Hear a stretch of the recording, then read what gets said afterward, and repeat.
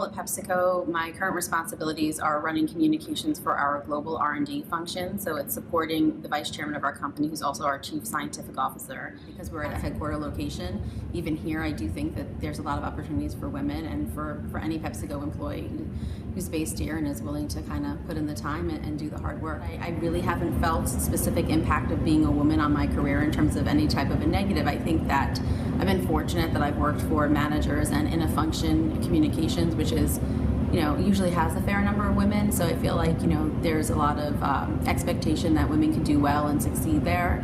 And I also think, PepsiCo, we have a female CEO, and I think that helps set the tone of an expectation where if you work hard and know your stuff, you really feel like your opportunities could be limitless. I really honestly haven't felt any limitations based on that, more just based on what my interests are, what my ambition is to move forward, and what opportunities I'm willing to pursue.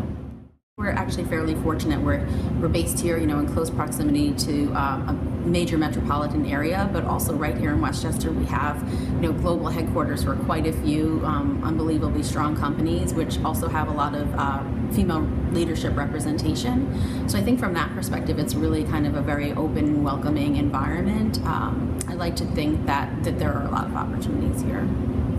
Way you can deny that pay equity is an issue for women, and when you look at the stats, it's kind of astounding, especially when women in general, but then when you look at women of color, it just gets worse and worse when you look at different groups, and it's really kind of shocking in this day and age that it's something that needs to be addressed. I like to think in my own career that it hasn't been an issue, but it's hard to believe that that's the case when you know what the numbers are across the board, and it's something that I think the corporate world has to really take a long, hard look at and address.